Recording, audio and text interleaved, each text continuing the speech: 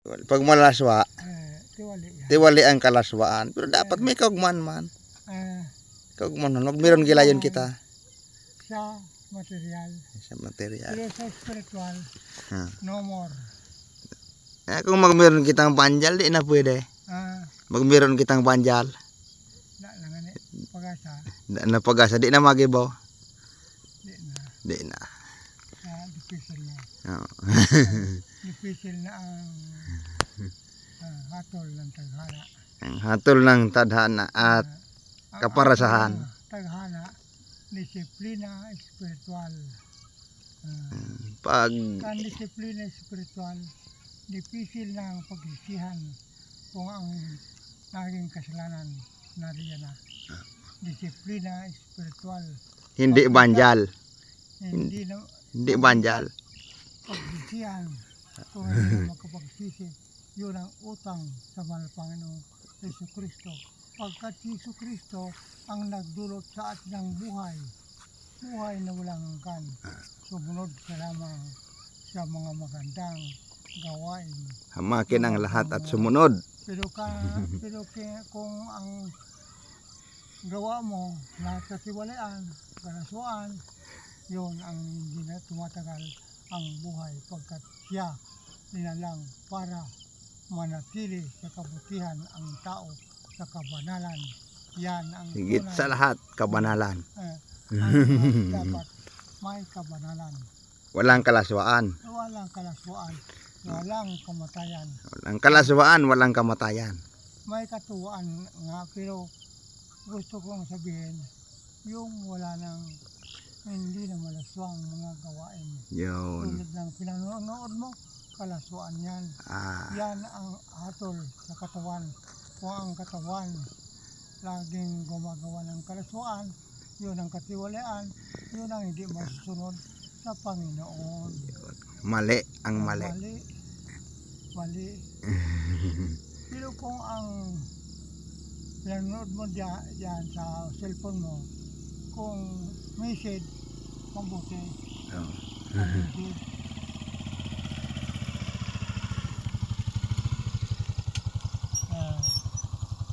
Message. Bigyan kita ng message. Sige. Pakinggan mo. Sige. Makikinig. Ito'y alagaan mo at i-memorize mo mga Kautusan. mo ang tunay na kaligtasan ng tao. Ang tao, iisa lang na linalang ng mahal na Panginoong Jesucristo.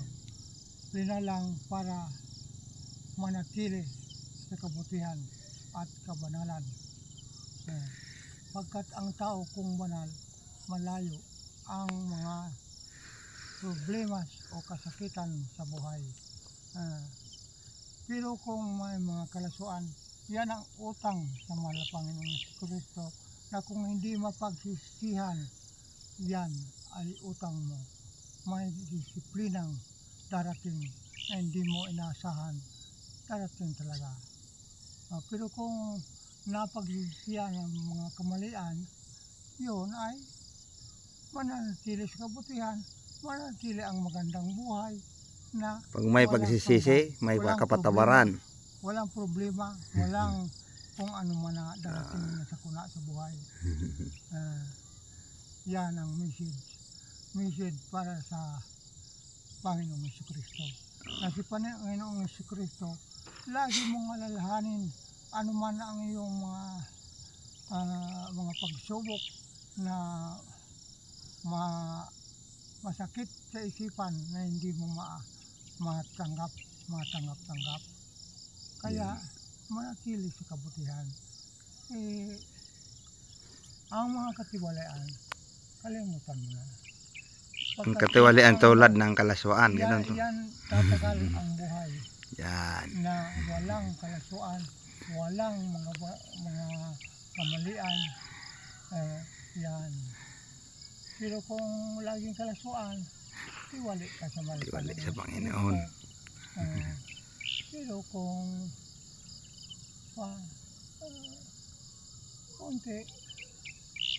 konting panahon, na manalangin araw-araw. Kristo, patawarin ba ako sa mga nagawa kong pagkakamali? Pagkat ang tao, sabi baga sa kasulatan, sabi baga yan na faith without work is dead. Nya tanagaran. Hindi pa niwala, ganun.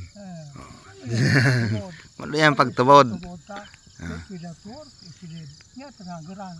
Maluya so pagtubod. Yan, ganyan. Yan ang sabi ko na sa mong message.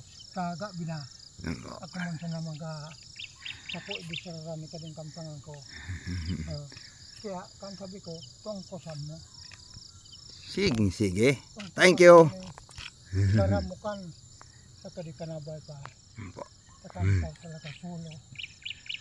Ingatan kan pagkasolo ka, kita linik ya man sa Panginoong Kristo na lagi siyang alalahanin. Lagi kang manalangin. Yun ang Ano ka nito, ipay, magkasulo ko na talaga, nadlagan ka na ni May Lydia.